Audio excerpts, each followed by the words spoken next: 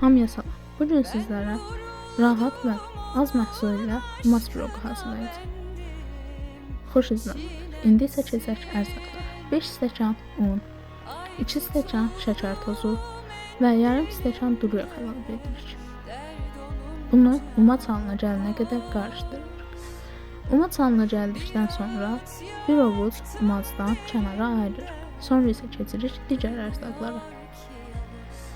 5 ədəd yumurtanı umaca əlavə edirik.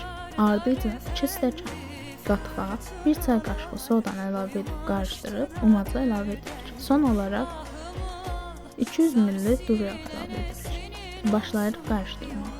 Göstərdiyim hala gəldikdə isə dayanırıq və keçirik bişirilməsinə.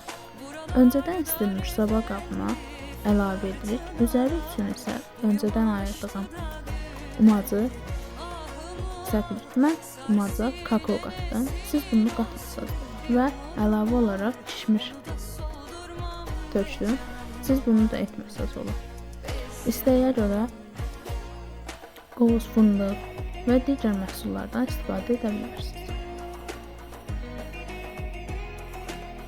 Pişmə dərəcəsi və dəqiqəsi sobalara görə dəyişəkdir.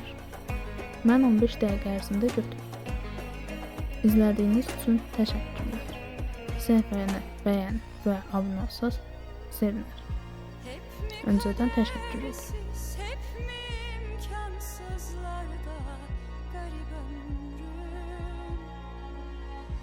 Kaçarken düşmanımdan dost elinde neyi gördüm? Ay tutuldu mendilimde, dert olunca dokuz. Bir ağıt yaktım derinden, uyanır da deniz. Ben duramam buralar dar efendi, fırtınalar boyumu aştı da büyüdendi.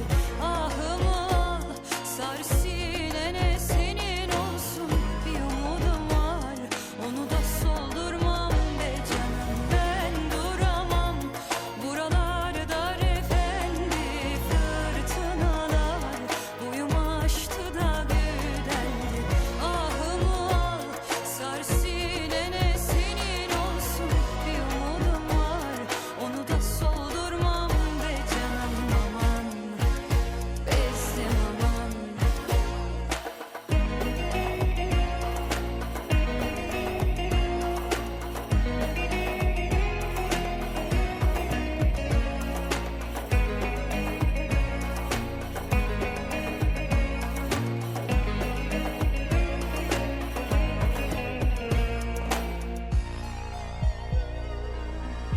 Hep mi kadersiz, hep mi imkansızlarda